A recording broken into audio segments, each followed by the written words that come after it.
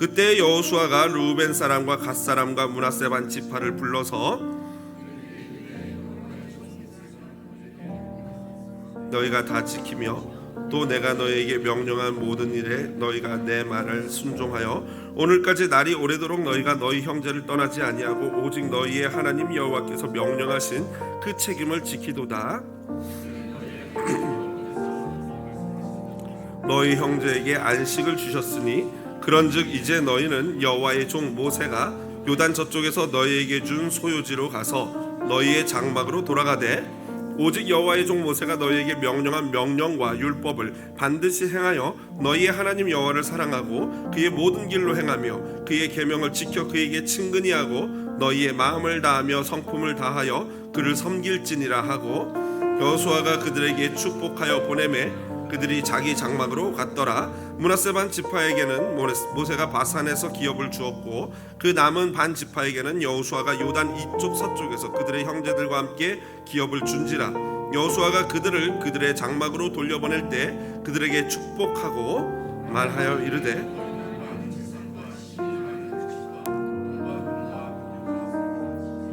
의복을 가지고 너희의 장막으로 돌아가서 너희의 원수들에게서 탈취한 것을 너희의 형제와 나눌지니라. 다같이요 르우벤 자손과 이스라엘 자손을 떠나 여호와께서 모세에게 명령하신 대로 받은 땅 곧 그들의 소유지 길르앗으로 가니라. 아멘. 오늘 본문 여호수아서 22장 1절로 9절 말씀 가지고요 책임을 다하는 성도라는 제목으로 말씀의 은혜를 나누도록 하겠습니다. 저는 지난 주 중에 가슴 벅찬 뉴스를 접했습니다. 12년 만에 대한민국 대통령이 미국의 국빈 자격으로 초청을 받은 것입니다. 미국 정부의 세심하고도 따뜻한 환대를 보면서 제가 한국인인 것이 자랑스럽다라는 생각이 들었습니다. 윤석열 대통령은 미국 의회에서 연설을 했는데요, 제가 그 영상을 보면서 깜짝 놀랐습니다. 43분을 연설을 하는데 직접 영어로 하시더라고요. 제 꿈이 영어로 설교 한번 해보는 건데 그런 입장에서 그런 모습을 보니까 너무 할 말을 이렇게 되는 거였습니다. 대단하시네. 그분이 대통령이 연설한 그 연설문의 키워드가요 자유였고요. 올해로 70주년 되는 미국과의 동맹, 이 두 키워드였습니다. 자유와 동맹. 연설하는 동안 미 상하원 의원들이 50여 차례나 이 박수갈채를 보냈습니다. 사실 그 중에서 또 26번은 일어나서 기립박수도 하고 했는데요. 보통 이렇게 국빈이 오면 좀 그렇게 해주는 경향이 있습니다. 좀 말만 해도 막 이렇게 해주는 경향이 있는데 그래도 꽤 많은 횟수로 이렇게 갈채를 보냈죠. 그런데 이번 이 워싱턴 방문의 백미는요 의회 연설이 아니었어요. 제가 보기에는 워싱턴 방문의 백미는 바로 만찬 자리에서 있었습니다. 이제 모든 공식 행사 끝나고 저녁에 저녁 식사를 하는데 한국, 미국의 유명인들도 많이 초대가 됐어요. 한 200여 명 정도 오셨는데 보니까 박찬호 씨 부부도 왔고요. 이 미국 측에서는 안젤리나 졸리랑 그 입양된 큰아들 매덕스도 왔더라고요. 안젤리나 졸리는 우리 김건희 여사 옆에, 그리고 박찬호 씨는 우리 윤 대통령 옆에 앉아서 같이 식사를 하시더라고요, 보니까. 그런데 백악관에서 정말 세심하게 준비한 게 이 윤석열 대통령이 노래, 팝송을 또 좋아하시지 않습니까? 그런데 이제 그 좋아하는 노래가 뭔지, 18번이 뭔지도 알았어요. 그래서 이분들이 그 18번 노래의 가수인 돈 맥클린이 직접 사인한 기타를 윤석열 대통령한테 선물을 했더라고요. 그리고 나서 바이든 대통령이 그냥 선물은 공짜가 없잖아요. 그래서 노래 한 곡을 뽑으라고 부탁을 했어요. 그래서 막 윤석열 대통령이 받는 장면인데, 그러면서 윤 대통령이 즉석에서 돈 맥클린의 저 사인해준 가수의 아메리칸 파이라는 노래가 그분 모든 노래 중에 1등이라 그러더라고요. 그런데 노래 길이가 제가 어제 들어봤더니 8분이에요. 8분. 이거 처음부터 끝까지 듣기가 어려운 노래입니다. 그런데 이 윤석열 대통령이 이제 첫 번째 long time ago 이러면서 시작을 하시는데 몰라요, 이 노래가 맞는지 모르겠어요. 시작을 했는데 그때 미국 사람들이 완전 뿅 갔어요. 막 다들 박수를 치고 바이든 대통령 요 녀석 보게 이러면서 손가락질하면서 굉장히 좋아하는 그런 모습으로 이 분위기가 최고조에 달했습니다. 이 사실 한국인이라면요, 우리 대한민국 대통령을 좋아하건 싫어하건을 떠나서 이런 장면을 보면 어떻게 됩니까? 함께 기뻐해야 되겠죠. 함께 기뻐해야 할 줄로 믿습니다. 그런데 만일 이걸 보면서 함께 기뻐하지 못하는 사람은요, 그건 마음이 조금 망가지신 분이에요. 저는 개인적으로 그렇게 생각을 합니다. 여야를 떠나서 우리나라 대통령이 해외 순방을 할 때는 여야를 떠나서 한 마음이 돼야죠. 싸울 때는 막 그냥 머리채 잡고 싸우더라도요, 일단 우리를 대표하는 대통령이 나갔을 때는 그건 이제 우리나라의 이미지 아니겠습니까? 그래서 이것은 여야를 떠나서 함께 기뻐해야 하는 문제가 아닐까라고 생각을 합니다. 좀 우리가 큰 그림을 그려야 됩니다. 한편 윤 대통령의 별명 중 하나가 대한민국 영업사원 1호라고 합니다. 여러분, 이 미국의 대통령이 비행기를 타잖아요. 그러면 그 비행기가 에어포스 1이 됩니다. 그러니까 어떤 비행기 자체가 에어포스 1이 아니라 대통령이 탄 비행기가 에어포스 1이 되는 거예요. 마찬가지로 우리 대통령이 직접 영업을 하니까 그분이 우리나라 영업사원 1호가 되는 거죠. 사실 이것은 새로운 시대에 대통령에게 요구되어지는 어쩌면 새로운 책임, 역할이 아닐까 생각을 합니다. 사실 요번에 이 윤 대통령이 넷플릭스랑 이 계약을 1조 원 투자 계약을 따냈다고 하더라고요. 엄청난 돈이죠. 1조 원 할 때 이런 표정일 줄 알았습니다. 다들 집에 그 정도 갖고 계시잖아요. 그렇죠? 그러니까 그 정도야 이런 표정이신데 1조 원. 그럼 아마 저와 똑같을 거예요. 계산이 안 되잖아요. 이게 느낌이 안 오잖아요, 뭔지. 근데 그 돈을 성사했다고 합니다. 사실은 이거는 예전에는 기업인들이 해야 될 일을 대통령이 하는 거죠. 그런데 새로운 것은 아니에요. 왜냐하면 본래 대통령의 책임 중에 하나가 뭡니까? 백성들을 잘 먹여 살리는 거 아니겠습니까? 그렇기 때문에 대통령이 만약에 나라가 어렵다면 영업사원이 아니라 속된 말로 앵벌이라도 하는 게 이 대통령의 자세여야 하죠. 실제로 1964년에 박정희 대통령이 우리나라 지지지 가난할 때, 정말 찢어지게 가난할 때, 전쟁 후에 아무것도 없을 때, 어떤 나라도 우리나라에 투자하지 않을 때 이 박정희 대통령이 이 서독에다가 수출을 했잖아요. 뭘 수출했습니까? 그렇죠. 우리 남자들은 광부, 우리 어머니들은 간호사로 파송을 하고 그거를 이렇게 보내놓고 대통령으로서 마음이 아프니까 서독에 이 최초로 국빈으로 초청을 받아가지고 가서 광부와 서독의 간호사들을 위로하면서 함께 눈물을 흘렸다는 일화는 유명하지 않겠습니까? 이게 대통령이 해야 될 일인 것이죠. 새로운 시대에 요구되어지는 역할과 책임이 따라옵니다. 오늘 본문도 보면요, 이제 가나안 전쟁하면서 정복하는 시대가 끝났어요. 그리고 나서 이제 안식의 시대로 접어드는 그 시점입니다. 그때 여호수아는 안식의 시대에 접어들면서 이 요단강이 이렇게 흐르고 있으면 이쪽 동편에 자리를 잡은 르벤, 갓, 므낫세 반이라는 것은 2분의 1, 해프라는 거예요. 므낫세 반 지파를 축복하면서 이제는 그들을 다시 그들의 이 동쪽 땅으로 돌려보냅니다. 그러면서 몇 가지 당부를 하는데, 바로 이 새로운 시대의 안식의 시대에 하나님의 백성들에게 요구되어지는 새로운 책임을 그들에게 당부하는 것입니다. 오늘 우리는 본문을 통해서 새로운 시대에 요구되어지는 새로운 요구가 어떤 것인지 함께 살펴보기를 원합니다. 이 새로운 요구는요, 우리와 무관하지 않습니다. 그것은 이스라엘 백성들에게만 요구되는 책임과 역할이 아닌 지금 이 시대를 살아가는 바로 우리 크리스찬에게도 동일하게 요구되는 성도들의 삶의 태도이기 때문입니다. 먼저 출애굽한 이스라엘 백성들이 아까 말씀드린 것처럼 애굽에서 이렇게 돌아 올라와서 요단강이 흐르면 요단강 동편에 먼저 도착을 했어요. 그래서 거기서 이스라엘 지파가 동쪽에 있는 족속들을 다 물리치고 르벤, 갓, 므낫세 반 지파가 그쪽 땅, 우리는 이 땅 좋습니다 하고 모세에게 허락받고 그 땅을 배정받았어요. 그러면 이제 그들의 전쟁은 끝난 거죠. 하지만 이 땅을 정복할 때 나머지 9지파가 그들을 도왔기 때문에, 같이 싸웠기 때문에 이들 역시도 이제 서쪽으로 요단강을 건너가서 나머지 9지파가 싸울 때 같이 싸워줘야 되는 게 맞는 것이죠. 그래서 모세가 다음과 같이 그들에게 약속합니다. 화면 보면서 같이 읽어보겠습니다. 그 땅이, 다 같이 읽어보겠습니다. 그 땅이 여호와 싸우면 여호와 앞에서나 이스라엘 앞에서나 무죄하여 돌아오겠고 이 땅은 여호와 앞에서 너희의 소유가 되리라마는. 아멘. 그렇습니다. 이 땅을 주었고 이 세 지파가 이미 차지했지만 그렇다고 해서 이들을 돕는 전쟁을 안 하면은 이 땅 너희 가질 수 없다라는 거예요. 그래서 그들은 약 7년이 넘는 전쟁을 이 나머지 이쪽 요단강 서쪽에 있는 9지파와 함께 7년이 넘는 전쟁을 함께 했습니다. 그리고 나서 이 전쟁을 마치고 자신들의 집 요단강 동쪽으로 복귀하는 장면이 바로 오늘 본문인 것이죠. 그래서 여호수아는 그들에게 3절의 끝부분에 보니까 3절 끝부분에 너희가 여호와의 명령하신 그 책임을 지켰다라고 칭찬하는 거예요.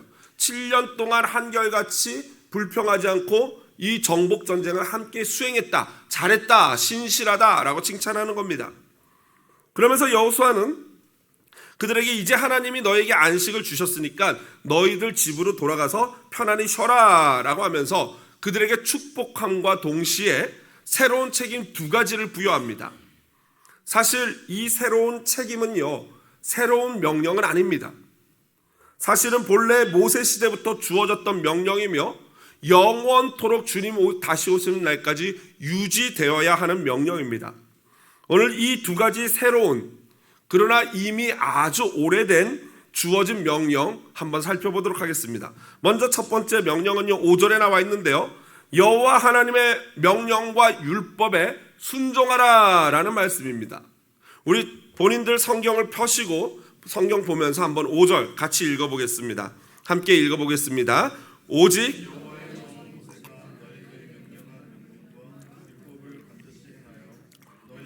여호와를 사랑하고 그의 모든 길로 행하며 그의 계명을 지켜 그에게 친근히 하고 너희 마음을 다하며 성품을 다하여 그를 섬길지니라. 아멘. 아멘.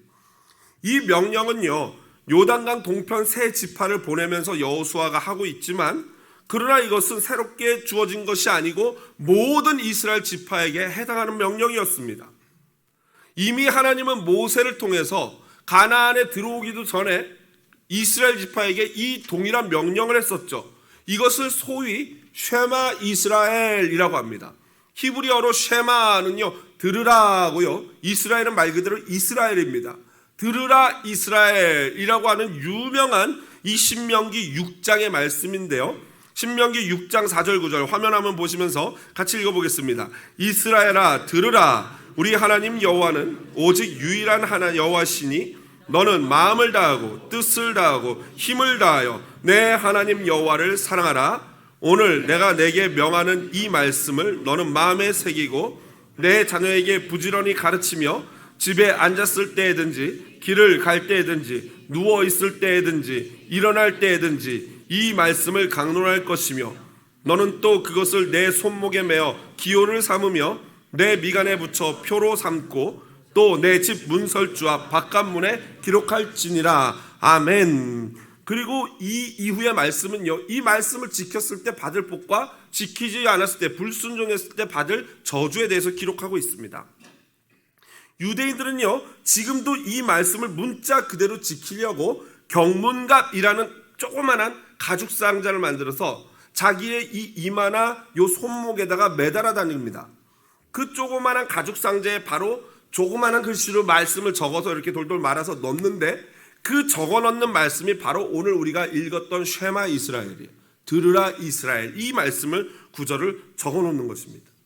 대단하죠? 이들은 하나님의 말씀하신 말씀을 문자 그대로 실천하려고 노력하는 것이죠. 하여 여하튼 그들의 유대인들의 열정만큼은 우리가 인정해줘야 합니다. 그런데 하나님은 새로운 시대에 우리에게 새로운 경문갑을 주셨어요. 어떤 것일까요? 일부 때는 많은 분들이 성경이요 이랬어요. 근데 여러분, 성경 우리가 맨날 들고 다니지 않잖아요. H마트 갈 때 성경 들고 가십니까? 안 가잖아요. 그죠? 그만 너무 들고 다니면 관절 생겨서 좀 힘듭니다. 무거워서. 여러분, 대신에 하나님이 주신 새로운 경문갑이 있는데, 예? 성령. 그것도 맞는 것 같네요. 그렇죠. 셀폰. 여러분, 하나님이 주신 이 셀폰이요, 이 악마적으로 쓰면 악마적으로 쓸 수 있는데 하나님이 주신 경문갑이기도 해요. 신명기 6장 4절에서 뭐 6절 9절 말씀 들어가 있는 정도가 아니라 셀폰에는 얼마나 들어가 있어요? 말씀이? 다 들어가 있어요. 다 들어가 있는 정도가 아니에요. 킹 제임스 버전, NIV 뭐 여러 가지 버전 다 개역 개정 뭐 개역 성경 뭐 새 성경 번역 다 들어가 있어요. 심지어 조금만 치면 주석까지도 볼 수 있어요. 할렐루야. 이거 완전 엄청난 경문갑 아닙니까? 하나님이 왜 이렇게 주셨냐고요. 이거 들고 다니면서 뭐 하라는 거예요? 게임만 이렇게 하지 마시고 테트리스 이런 것만 하지 마시고 지능 개발해야겠다지만 지능도 개발하지만 영성도 좀 개발해야 되지 않겠습니까? 게임만 하지 마시고 말씀 보느라는 거 아니겠습니까? 우리 교회는요 매일 생명의 삶이라는 온누리 두란노 서원에서 나오는 큐티 책을 가지고 큐티를 하지 않습니까? 우리 또한 구역공과 2주에 한 번씩 하는 구역공과도 그 큐티를 한 것 중에서 그 주에 하나를 뽑아가지고 주말에 이렇게 말씀으로 서로 쉐어하게 돼 있습니다. 또 내일도 마찬가지죠. 매일 새벽 기도회를 역시 그날 큐티 본문을 가지고 제가 설교 준비를 해서 그 당일날 아침에 그 말씀을 같이 쉐어합니다. 그리고 묵상하고 성도님들이 기도하고 돌아가죠. 이 어떤 구역장님이요. 우리 교회는 이제 제가 그 새벽 하는 설교문을 컬럼처럼 그 설교문을 그대로 우리 홈페이지에 올려드립니다. 아마 그리고 구역장님들이 여러분들에게 각자 이렇게 보내주시는 걸 알고 있어요. 우리 홈페이지에 가면 저렇게 쭉쭉 나옵니다. 계속 나오는데 쌓여 있는데요. 그런데 우리 구역장님들이 또 이렇게 열심히 각 성도들에게 다 카톡방으로 보내드리고 있어요. 그런데 우리 구역장님들이 어떤 분은요, 이제 더 열심히 쓰셔가지고 다른 친구분한테도 보냈대요. 근데 그 친구분이 옛날에는 막 제자훈련까지 하신 그런 분인데 요즘에는 가나안 성도가 됐대요. 가나안 성도. 가나안 성도가 뭐냐면요, 거꾸로 해보세요. 가나안 안 나가. 교회를 안 나가는 성도를 요즘 가나안 성도라고 부르더라고요. 안 나가, 교회 안 나가 이러면서 사시는 분들. 그 교회에 그렇게 열심히 했던 분이 뭔가 상처를 받고 교회에 삐지신 거죠. 그런데 이제 우리 구역장님은 그 친구분이 안타까우니까 이 큐티를 매일 링크를 보내줬는데 그 친구분이 그러더래요. 야, 저기 자꾸 막 이렇게 누구 사람 죽이고 막 이런 내용 좀 그만 보내라고. 나 읽고 싶지 않다고 그랬대요. 생각해보니까 요즘 본문이 사무엘서인데 사무엘서에 그렇게 막 서로 죽이고 막 이러잖아요. 충분히 이해가 되더라고요. 뭐 마음이 다치신 분이 이런 본문 보면은 좀 마음이 힘들 수도 있겠다라는 생각을 해요. 아마도 그 구역장님은 본인이 너무 말씀의 은혜를 받고 묵상의 은혜를 받다 보니까 그 좋아서 친구분한테 그렇게 보냈던 것 같은데, 여러분 사실 이렇게까지 할 필요 없어요. 친구분한테까지 보내실 필요 없습니다. 그럴 만큼 훌륭한 그런 새벽 묵상 내용도 아니에요. 여러분 혹시 오해할까 봐 제가 성도님들 전체에게 말씀을 드리는데요, 우리가 어떻게 해서든지 하나님과 교제해야 하지 않겠습니까? 여기서 오늘 예배 나오신 분들은 왜 오셨어요? 하나님과 교제하려고 나오신 거 아니겠습니까? 하나님과 교제는 무엇을 가지고 합니까? 딱 두 가지예요. 하나님은 성경 말씀을 통해서 우리에게 말씀해 주시고 우리는 어떻게 합니까? 기도를 통해서 하나님께 아뢰는 거예요. 이게 하나님과의 대화거든요. 그러니까 교제하는 것은 말씀과 기도 외에는 할 수가 없어요. 그러니까 말씀과 기도하는 것을 한마디로 합쳐서 큐티라고 합니다. Quiet time. 조용한 시간에 묵상하면서 하나님의 음성을 듣고 또 내가 소리내어서 하나님께 기도하는 거, 그게 큐티예요. 그러니까 우리는 하나님을 믿는다, 예수님을 믿는다, 나 성도다 하면 무조건 큐티를 해야지만 그게 진짜 성도인 거죠.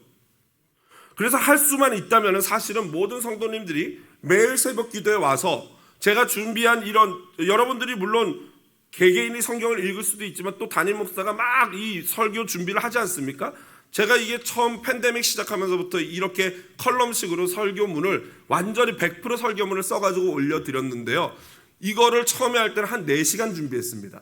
근데 요즘에는 이제 좀 속도가 붙어가지고 사무엘서처럼 좀 쉬운 본문은 2시간에서 3시간 정도면 충분히 돼요. 쉬운 본문은 2시간도 되는데 어려운 본문은 한 시편이나 이런 거 하면 오히려 더 어렵습니다.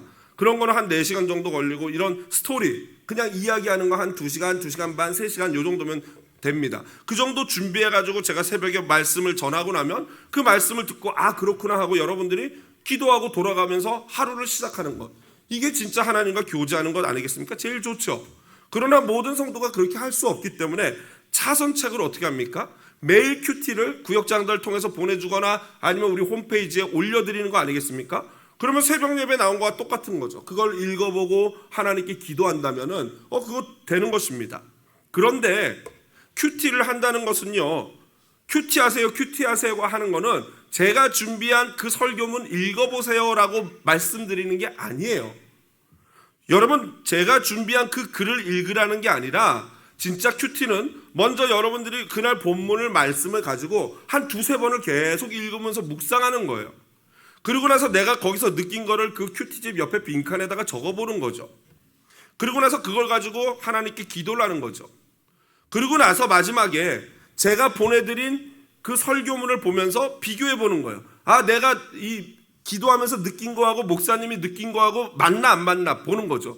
그러면서 당연히 틀리기도 하겠죠. 저는 전문적으로 신학 공부를 한 사람이고 좀 더 깊이 보고 더 중요한 것들을 찾아내는 전문적인 훈련을 한 사람이니까 다르겠죠. 그러나 그 가운데 여러분 일치되는 거 하나 발견하면 어떻습니까? 대끼리 이러면서 좋아하시는 거 아니냐? 그렇지, 맞았구나. 내가 보는 게 맞구나. 나도 성경을 잘 이해하는 거 맞구나 하면서 같은 마음을 갖게 되는 거죠. 같은 본문을 보면서 같은 은혜를 받게 되는 거죠. 여러분, 몇몇 구역은요, 구역이 다 같이 하루에 성경 한 장 읽기 도전한다고 합니다. 그렇게 한다고 구역장들이 저에게 보고를 해주시더라고요. 참 귀한 일이고 너무 좋은 일이라고 생각을 합니다. 모든 구역들이 구역원들과 함께 같이 성경 읽기 하는 것 추천해 드립니다. 여러분, 개인이 골방에서 기도하고 하나님 말씀을 읽고 묵상하기만 해도 그게 큐티 맞아요. 이것으로 충분히 하나님과 교제할 수 있어요. 하나님 앞에 내가 정말 순수하게 말씀을 읽고 기도하고 하면 그거 충분히 교제가 됩니다. 하지만 어떤 교회가 전 교인이 다 함께 같은 본문을 가지고 같이 큐티하고 나누는 것은요, 개인이 개인 영성을 힘쓰는 것과는 또 다른 의미가 있는 거예요. 개인적으로 그냥 큐티하고 은혜 받으려면 그냥 마음대로 하시면 돼요. 그런데 왜 구태여 똑같은 본문을 가지고 똑같은 묵상을 하고 똑같이 은혜를 받으려고 할까요? 판교에 있는 우리들 교회라고 여자 목사님, 김양재 목사님이 목회하시는 데인데요, 그 목사님은 평신도 때 이 큐티하는 여자로 성공하신 분이에요. 그래서 유명해지면서 신학을 전공하고 목회를 해서 막 그냥 굉장히 많은 성도들이 다니는 초대형 교회가 됐는데, 그 교회는 자원들이 풍성하다 보니까 아예 교회 자체로 큐티집을 만들어요. 목사들이 부교육자들 똑똑한 분들이 많으니까 그분들 팀을 만들어가지고 그분들은 한 달에 한 번씩 큐티집을 만드는 그 일이 업인 거죠. 그래서 그 교회만의 큐티집을 만들어가지고 자기네 전 교인이 그걸 가지고 큐티를 하는 거예요. 왜 그럴까요? 왜 그런지 예를 들어 보겠습니다. 여러분, 시애틀 한사랑 교회를 왜 나오십니까? 너무 긴장하지 마세요. 뭐지? 이러지 마세요. 이런 질문 스스로에게 거의 안 해보시잖아요. 내가 시애틀 한사랑 교회를 왜 나오지? 한번 질문해 보시라는 거예요. 왜 나오십니까? 사실 아까 말한 대로라면은 그냥 내가 하나님과 개인적인 관계 맺고 기도하고 말씀 읽고 그러면 될 것을 왜 구태여 주일날 아침 힘들고 귀찮은데 세수하고 머리 감고 드라이하고 화장하고 왜 옷 챙겨 입고 여기 오냐고요. 적어도 한사랑교회 공동체의 몸을 담았다는 것은 함께 같은 정신과 같은 비전, 같은 목표를 가지고 함께 그곳을 향해서 나간다는 그런 의지 아니겠습니까? 사실 여러분, 저보다 훌륭한 목사님들 수두룩 합니다. 저 개인적으로요, 진짜 양심껏 하나님 앞에서 늘 이렇게 독백하고 고백을 하는데, 뭐냐면요, 그 JMS 같은 그 말도 안 되는 이상한 사람들과 같은 목사인 호칭을 갖고 있지만 이상한 이단들 있잖아요. 그런 사람들 빼고 정말 신실하게 하나님 앞에서 자기 목회 열심히, 성도의 숫자와 상관없이, 숫자가 많건 적건 상관없이 성실히 목회하는 목사님들 중에서는 제가 제일 못났다라고 생각하는 사람이에요. 늘 그렇게 저는 생각을 해요. 아예 그냥 내 자기 암시를 줍니다. 네가 제일 죄인 중에 개수고 못난 사람이지. 그런데도 가끔가다 저 인간보단 내가 좀 낫겠는데? 이럴 때가 있어요. 그럴 때마다 저는 의지적으로 또다시 아니야, 그래도 저분이 나보다 훨씬 훌륭한 목사님이지 라고 되뇌입니다. 양심껏 진짜예요. 그냥 이게 그냥 여러분들 앞에서 그런 척 하려고 하는 게 아니라 진짜 고백이에요. 하나님이 아시겠죠. 그리고 우리 교회보다 좋은 교회 수두룩합니다.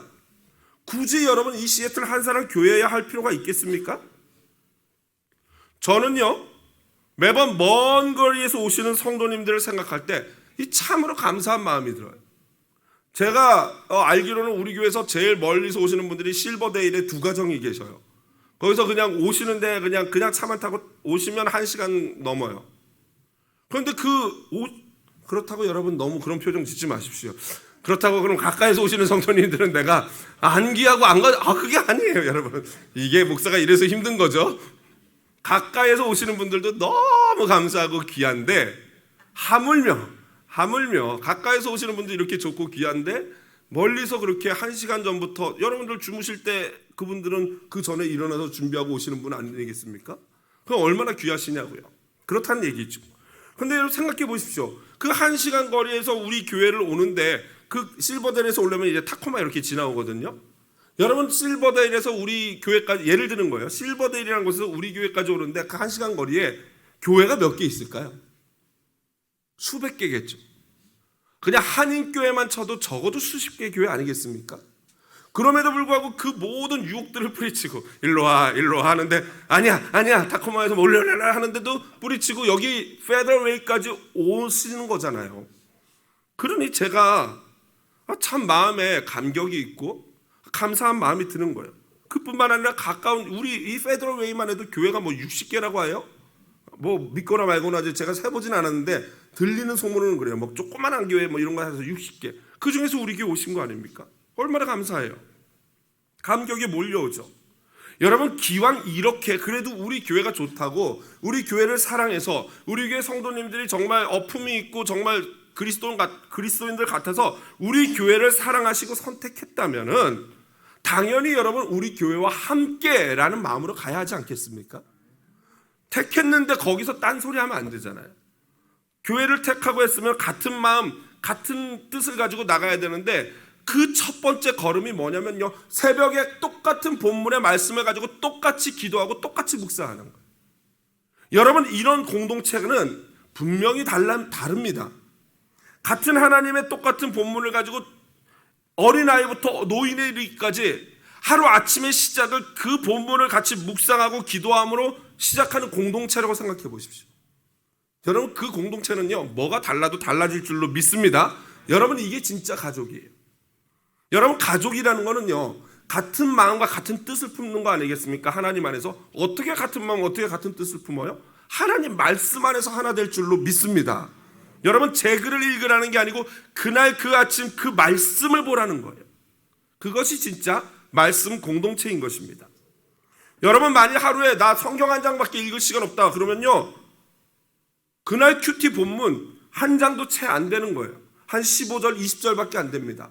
그거 깊이 묵상하시고 그리고 일주일 동안 묵상하시고 매일매일 큐티한 다음에 주일에 구역장님들 만나면 여쭤보세요. 구역장님 제가 지난 일주일 동안 묵상을 했는데 이 부분이 정말 신기해요. 이상해요. 이게 뭐예요? 우리 구역장님들 더 공부해야 되겠죠. 이제 구역원들이 더 열심히 묵상하면 구역장님들은 더 열심히 해야 되겠죠. 여러분 사실 우리 교회가 어차피 구역 공과가 큐티예요. 구역 공과를 큐티를 한다고요.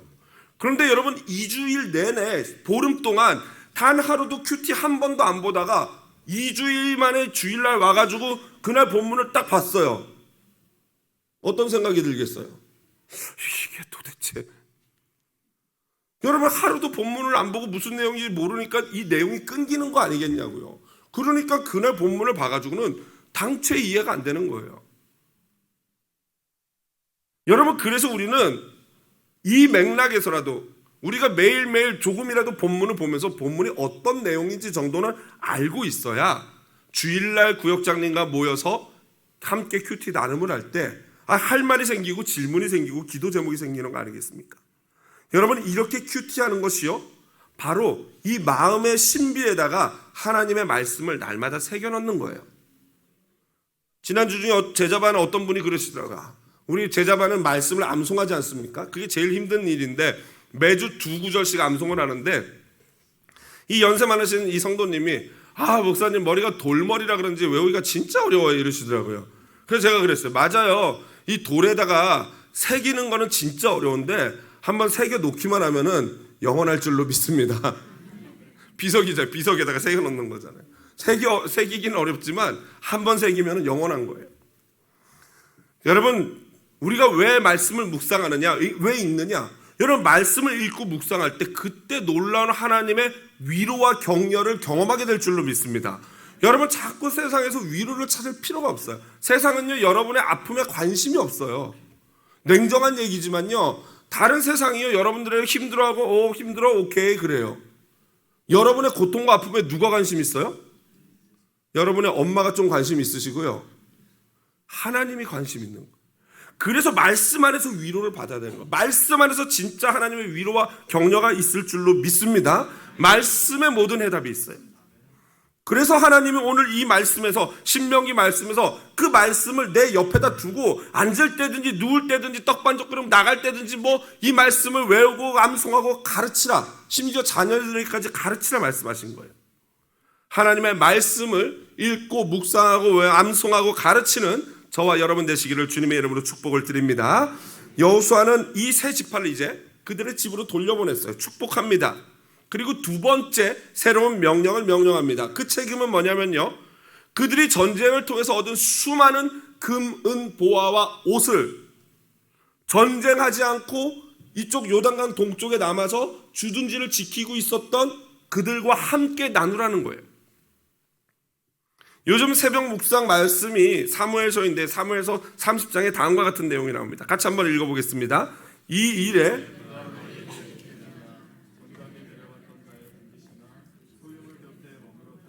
분깃이 동일할지니 같이 분배할 것이니라 하고, 그날부터 다윗이 이것으로 이스라엘의 율례와 규례를 삼았더니, 이렇습니다. 다윗이 사울을 피해서 블레셋으로 망명을 했는데 어느 날 블레셋과 이스라엘이 전쟁을 하게 됐어요. 완전 곤란하죠.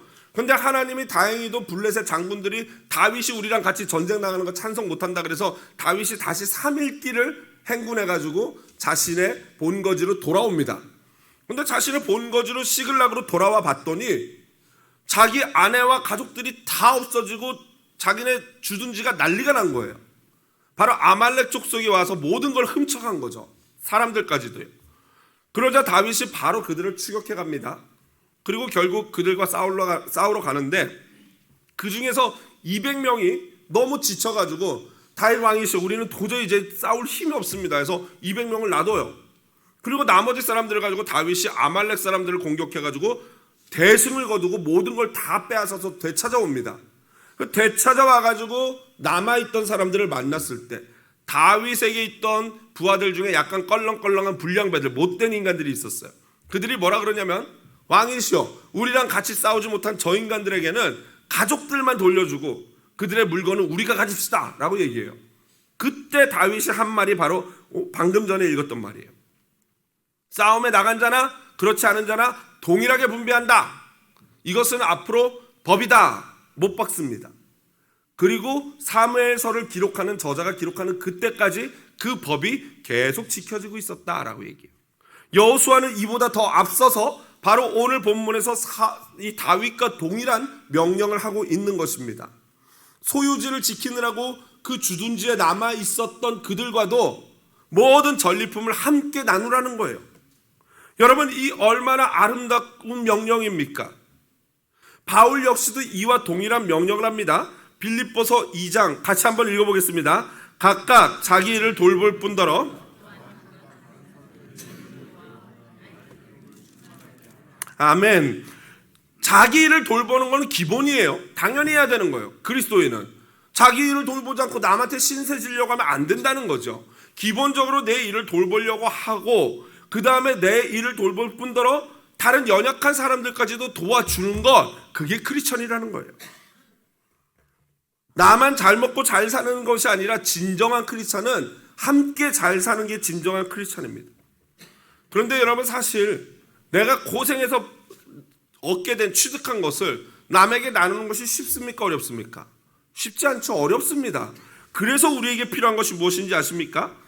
바로 빌립보서 2장 5절 방금 읽었던 거 바로 아래에 있는 바로 너희 안에 그리스도 예수의 마음을 품으라 라고 바울이 그래서 말한 거예요. 예수 그리스도의 마음이 없이는 그게 안 되거든요. 예수의 마음이 형제를 불쌍히 여기고 긍휼히 여기는 마음이고 사랑의 마음이요 겸손의 마음입니다. 내가 잘나서 내가 누리는 것들이 내가 잘나서 누리는 게 아니라 저 사람들은 게으르고 못나서 그들이 못 누리는 것이 아니라 이 모든 것이 하나님의 섭리 안에 이루어지는 하나님의 은혜다라는 걸 인정하는 게 겸손한 마음이에요. 바로 연약한 형제를 나와 동일시, 연약한 형제를 나와 같이 똑같이 여겨주는 그런 사랑의 마음인 거죠. 스캇 소울즈라는 목사님은요, 세상이 기다리는 기독교라는 책에서 뱀파이어 연대기의 저자인 앤 라이스의 말을 인용하면서 가슴 아파합니다. 그녀가 이렇게 얘기했어요. 현재 나는 크리스천이기를 그만두었다. 지금도 여전히 그리스도께는 헌신하고 있지만 크리스천이나 기독교의 일부가 되는 것에는 더 이상 관심이 없다. 내가 다툼과 논쟁을 좋아하고 서로 적대적이어서 욕을 먹어 마땅한 이 집단에 속하는 것은 불가능하다고 판단했다. 10년 동안 시도해봤지만 결국 실패했다. 이제 나는 완벽한 아웃사이더이다. 내 양심이 그 집단 안에 머무는 것을 허락하지 않는다. 여러분, 이 글을 읽으면서 어떤 생각이 드십니까? 저 역시 마음이 아프더라고요. 결국에는 저런 시각이 교회 안에 있는 연약한 자들의 시각이고 세상이 우리를 바라보는 그 시각 아니겠습니까? 그런데 더 가슴 아픈 것은 이 앤 라이스가 말하는 이 말 자체가 어때요? 틀려요, 안 틀려요? 틀리지 않다는 거예요. 맞다는 거예요. 그게 너무나도 가슴 아픈 사실이죠. 다툼과 논쟁을 좋아하고 서로 적대적이어서 욕을 먹어 마땅한 이 집단, 이게 기독교 크리스천이라는 거 아니겠습니까? 하지만 제가 한편으로 더 안타까운 것, 우리 기독교와 크리스천이 이런 자화상을 갖게 된 것도 너무나 안타깝지만 그거보다 더 안타까운 것은 그 앤 라이스라는 여성이 기존의 성도들을 정죄하고 비판하고 있는 자신의 모습은 눈치채지 못한다는 거죠. 그녀의 그러한 모습 역시 자기가 혐오하는 기독교인들의 모습과 똑같지 않습니까? 그걸 모르고 있는 거예요. 내 양심이 그 집단 안에 머무는 것을 허락하지 않는다라는 이 표현은 정확히 말하면은 이거죠. 나는 그 역겨운 죄인들과는 다르다 라는 바리새인적인 고백인 것입니다. 그녀의 말은 틀리지 않지만 그녀가 모르는 게 있어요. 사실 교회는요, 예수님이 말씀하셨죠. 병원과 같은 곳이에요. 여러분, 병원에는 무엇으로 가득합니까? 환자로 가득해요. 옆에 분에게 환자시군요. 여러분, 교회는요, 영적인 병원으로 환자로 가득한 곳입니다. 다 환자예요. 제가 가만히 보니까 다 환자세요. 인정하셔야 돼요.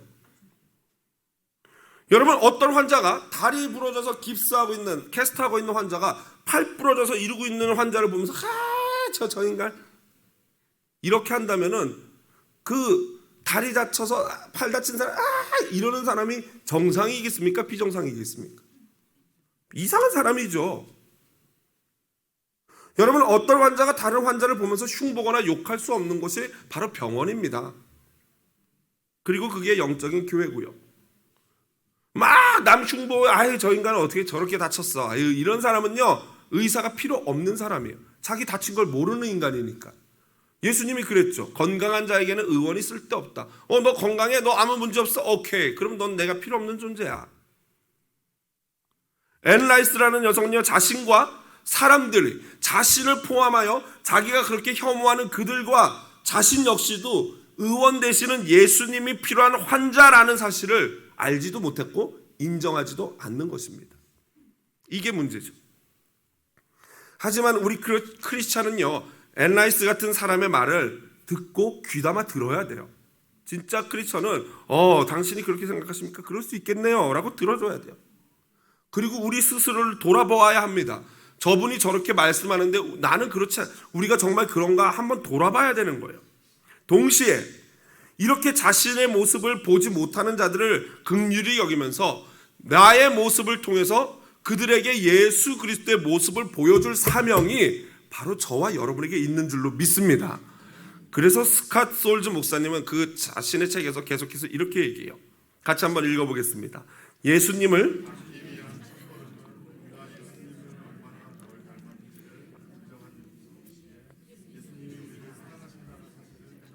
아멘. 여러분, 이게 제가 늘 말씀드리는 거 아니에요?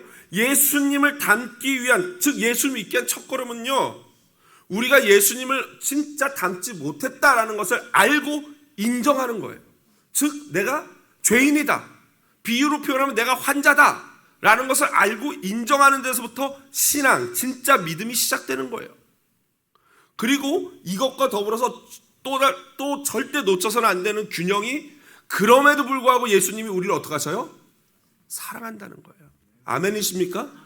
여러분, 그래서 우리가 정말 저질이고 보잘것없어질수록 그럼에도 불구하고 우리를 사랑하는 예수님의 사랑이 어떻게 되는 거예요? 커지는 거예요. 이게 우리 기독교의 비밀이에요. 내가 못나면 못날수록 은혜가 더 커지는 것. 그렇습니다. 하나님은요, 우리가 예수님을 닮은 만큼 사랑하시지 않아요. 어떻게 사랑하셔요? 하나님은 우리가 예수 안에 거하는 만큼 사랑하시는 거예요. 예수 닮는 건 쉬운 일이 아니에요. 그러나 예수 붙잡고 있고 예수 안에 거하는 자는 언젠가는 예수 그리스도를 닮게 될 줄로 믿습니다. 이것은 성령의 은혜가 없이는 불가능한 일이에요. 성령의 은혜 없이 우리의 노력으로 한다면 모든 헛수고가 되는 거예요. 이 자리에 우리가 모인 것 역시도 사실은 놀라운 하나님의 은혜로 저와 여러분이 바로 이 자리에 올 수 있는 것인 줄로 믿습니다. 이미 하나님이 저와 여러분과 함께 한다는 증거가 바로 이 자리에 계시다는 거예요. 말씀을 정리합니다. 도저히 흉내낼 수 없는 예수님의 삶을 따르는 자들이 우리 성도 크리스찬입니다. 내가 피땀 흘려 번 것을 형제들과 나누고 하나님의 명령과 말씀에 순종하는 것이 크리스찬입니다. 하나님을 사랑하는 것, 그리고 형제를 사랑하는 것, 이게 우리의 삶이에요. 하나님을 사랑하는 것은 어떻게 나타나요? 그 말씀을 듣고 순종하는 것으로 나타납니다. 형제를 사랑하는 건 어떻게 나타납니까? 내가 가지고 있는 소유, 시간, 재능, 이 모든 것들을 내 이웃과 함께 나누는 것에서 형제를 향한 사랑이 증명되는 겁니다. 결국 크리스찬은 다른 특별한 존재가 아닙니다. 새로운 시대의 새로운 책임, 곧 하나님을 사랑하고 이웃을 사랑하는 이 명령을 힘들지만 굳건히 우리 삶 가운데서 살아내는 자들입니다. 마지막으로 예수님에게 어떤 서기관이 와서 랍비시여, 어떤 계명이 제일 큽니까? 라고 질문했을 때 예수님이 하신 답변으로 오늘 말씀을 마무리하도록 하겠습니다. 다 함께 같이 한번 읽어보겠습니다. 예수께서 대답하실 때, 찬양팀은 나오시고요. 내 마음을 다하고 목숨을 다하고 뜻을 다하고 힘을 다하여 주 너의 하나님을 사랑하라 하신 것이요, 둘째는 이것이니 내 이웃을 내 자신과 같이 사랑하라 하신 것이라. 이보다 더 큰 계명이 없느니라. 아멘. 오늘 이 말씀 붙잡고 하나님 진심으로 하나님을 사랑하고 형제를 사랑하게 해주십시오 라는 마음으로 같이 기도하게, 마음으로 찬양하겠습니다.